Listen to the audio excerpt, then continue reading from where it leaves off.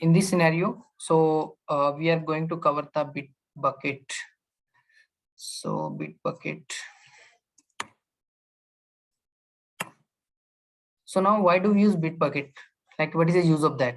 So simple way we can deploy the things, we can do everything. So then what is the need of one extra things? Why we are taking a headache with Bitbucket? So main advantage for Bitbucket is, suppose what we were doing currently. Suppose this is your team. You have a team. You have senior, junior, and you have sub junior, some freshers, internship, and something like this is there in your company. Suppose you are the senior in your company. You are the team leader. You are the team leader in the company, in your team. After that, so there are some 1 year of experience or some of the freshers are there. Okay, so after that, so you have to take care of, you have a responsibility to like whatever they will do the work, so they will report to you. So you have totally responsible for this candidate. If he's doing wrong, so it's your responsibility. If he's doing good, it's also your responsibility. Okay, so suppose, so this is your junior and this is you. After what he done, so he developed one product here. So he written one code. So this is, suppose this is a box, this is a coding part. So he developed the code. After that, currently what we are doing, so this is my one sandbox, and this, what is happening here? 1 minute. This is one org and this is second org. This is second org. After that, so what we are doing here, we are just taking a things from here and we are deploying here directly. Or else what we are doing, so with the help of like with the help of Workbench or some other tools, we can take a local after that, and then we can deploy it here. We are doing like this only, right? But now there might be one problem while deploying the things. So suppose this is my sandbox and this is my production. After that, so you are taking a responsibility of this person, and he developed one product, or some components and all. So you are saying you can directly deploy from one org to another org, but you are not seeing the code of what he's written and what he's not writing. So there is already existing functionality. He added one features in that one, is a small feature. Even you don't remember, because there are suppose in the coding part there are 10,000 of line. There is a number of lines for this coding is 10,000. So he added 2 to 3 lines only. He added 2 to 3 lines only, and he is going to deploy from one to another one. Even in 10,000, you will not. Even he's saying, yeah, I added the things. So please verify, and then I can deploy to another org. You are verified. Even you are not able to understand what he done and what he is not, what he does not done. Okay, means you are not aware. So you are not able to track the things, what he is doing, what he is not doing. So for tracking purpose, what can we do here? So we have a Bitbucket. So from Bitbucket, so we will keep all the code from the sandbox, from the production in the Bitbucket. Whatever original code, whatever accurate and pure code, without there is we can say bugless code, we will get in the Bitbucket. So whatever pure code we will get. So same way, what we will do here, so we will create one branch. This is my master branch. I will create one branch in the Bitbucket.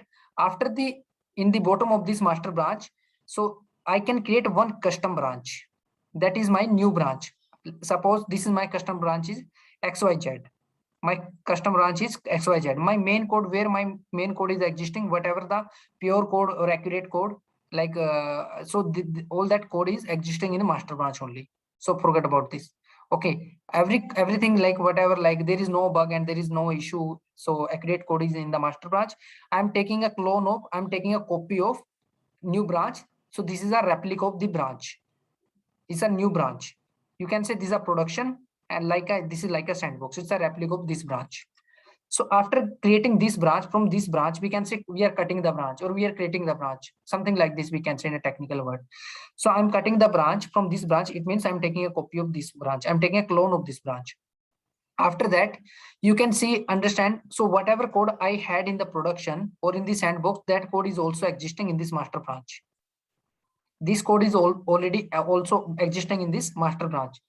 So if this code is existing in the master branch, So if I'm adding, let's say this is my sandbox. In this sandbox, I'm adding 2 lines in the 10,000 lines. I'm adding 2 lines. And here we have 10,000 line in this one. So similarly, previously we had 10,000 line. After getting the requirement, it's 10,002 lines. Okay, if I will do one thing, so here 10,000 line, here is also 10,000 line because it's a replica.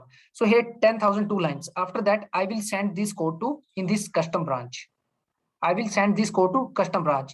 You know, like if I will send this to this custom branch, it is 10,002 lines now, right? 10,002 lines, but here we have 10,000 line only. After that, so this is also branch, this is also branch. I will create one pull request. We can say it's a PR or pull request. Pull request is nothing. It is pull request help us to like show the difference between two branches.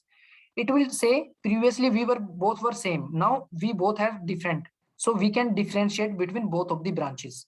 So PR pull request is help us to show the difference between two branches. So now pull request will show it's a green. If you removed the line, suppose it was a 10,000 line, you are removed one line, you removed one line and two line you added. So total line is 10,001 only, not two, because you removed. Whatever removed line is, that will be indicated with red color. Whatever added color, added line is, that is indicated with green color. Okay, so now it's very easy. So now previously your junior was doing the mistakes and you were also not observing the things. Thing was going directly from sandbox to production without doing any analysis and all. Directly you were like doing the things from sandbox to production. So now, one second. Now this is quite simple. So previously you were not able to like review the code for your junior. Now you can review the code. You directly will not go anywhere, sandbox and all. You directly will go to PR. You will ask to your junior, so can you please send me the pull request, whatever things you created. So then they directly will send you the pull request. So all the 10,000 line will not be visible. Only that line will be visible, which is added by your junior only. So you will check the lines. You will check the lines. Oh, whatever code he added. Oh, that seems accurate. Or if you have any comments you want to say like, no, this is not an accurate code. So you have to rework on that functionality again. So might be break in production, might be in the future. So you will request him, or you will do the comment in this one. You will say, please improve this one, or whatever you will ping him in the team or chat. So please improve this one and commit again. So he will do the changes in sandbox again. Then he will again commit. He will send the code here, and after that, after committing the code here, then he will create a one more new pull request. After that, if you let's say you are a senior, if you are reviewing the code, you seems, yeah, it seems fine now, then you will approve this pull request. After approval, then it will be, then there will be a one button. It's a merge button. You are approving now. It's a merge button. After merging the pull request, data will be sent to your custom branch XYZ to master now. So now we can say in this master branch we have accurate code because you already approved that one. Might be you approved and you are also thinking, yeah, it is fine now, it should not create any mistakes. Might be in future in production this code is also breaking. So your junior will not be responsible for this scenario. You are the only responsible because you approved this pull request. Even you cannot blame to your junior. Might be you can blame, but organization will see you. Organization will not believe on your juniors because that is junior. Why you are sitting in the company? Why they are paying you? Because this is your responsibility to review the pull request. I think theoretically and whatever image I am displaying, I'm trying to display you are understanding, right? Yes. Yes. Okay, awesome. So now we'll do this activity as a practical thing, practically. So let me do one thing. Yeah. So suppose this is my, first of all, we have repository in this one. So this is my Bitbucket. So first we have a repository. Repository is a project. It's a different project. Suppose in my company we have multiple projects. Suppose common branch, common repository, NAD, and we can say South America. So we have 3 projects. So I'm working in South America now. So in South America, so if I'll go to this project, or else I can say if I'll go to this repository, I'll be able to see all these things: commit, branches, pull request, and all. So I no need to like take care of all these things. I'll see only branch and pull request. So no need to be worry all these things, only pull branch and pull request. Now I'll go to branch.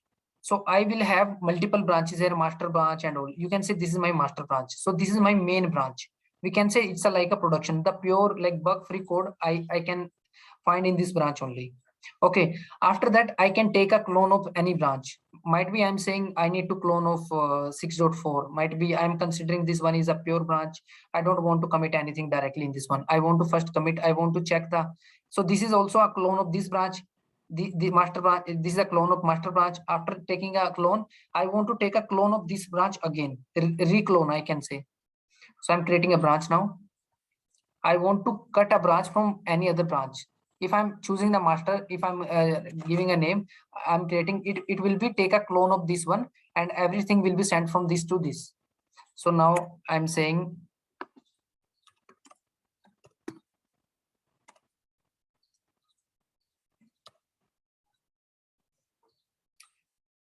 six dot four.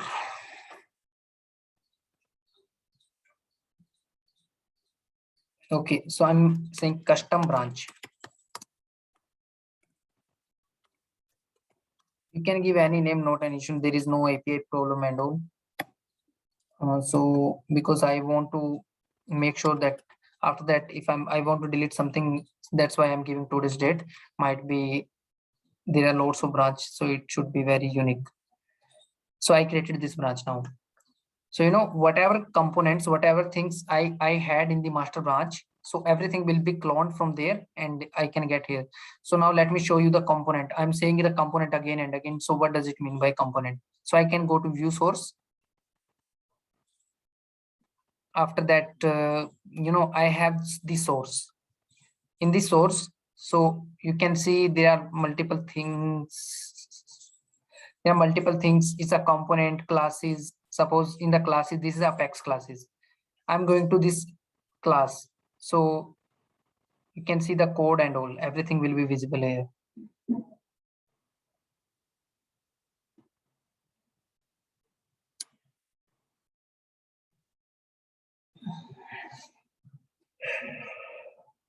Yeah, so this is my code. Okay, same code, might be this is a code like number of lines is 24. Suppose as I given you example of 10,000 lines, if I'm adding one more line, let's say in the 24 lines, I want to add some new lines here. So let me just do it now, or yeah, let me do it. So let me do one thing. So this is a branch. So what will I take? So I have one software here. We can say it's a source tree. Source tree is a software which help us to bring the data from the Bitbucket to local repository, local system, and send the data from local to Bitbucket again. So this help us to do this activity only. This is a one medium only, we can say. So now I can take a checkout. Checkout means I'm bringing a data from source tree. I'm bringing a data from Bitbucket to local repository. So I'm opening the source tree, and so there is a one pop-up. So we want to clone new. We want to take a backup. We can say one kind of backup. Let's say we can say it's a custom branch, something like this. I copied and I'm taking a clone. Now everything is coming from Bitbucket to our local. You can say, see, it is visible. So this is my URL link. This is a link. Okay, this link to my local user. This one document in the document folder in South America. So if I'll go to local, it's a document folder, South America folder. All these are my so this is my I created now only. It's a custom branch 21/8/2021, right? So for today's date. So after 5 minutes or 5 to 10 minutes, so it will bring some data for us. And after bringing the data in the local, so finally whatever components we build it in Salesforce, so same code we can open this. Suppose I already created this one. Let me just show you. Let's say this is my Apex class. This is a test class viewer. We are going to edit in this. Oh, this is a very small. Okay, let it be. So suppose this is my test class. So I added some of the coding part here. Suppose I'm doing some of the comments here. So I suppose I'm saying used for validation. Okay, so something like this I'm saying. So whatever line I added here, so it should be deployed. It should be visible to, it should be reviewed by your manager or your team leader. So how can they review? If I'm adding here, I'm saving this one. So you can go to your local, sorry, in this one, and after that in the source tree, after that you will be able to see this one. So now whatever the name of this file, so let me just, I cannot do anything because on the front this thing is going on. That's I'm not able to. We have to wait for this one. So let's do one thing. So please rejoin the call because it's 40 minutes. 40 minutes are over, I think. So please rejoin the call so we can discuss it later. Next call.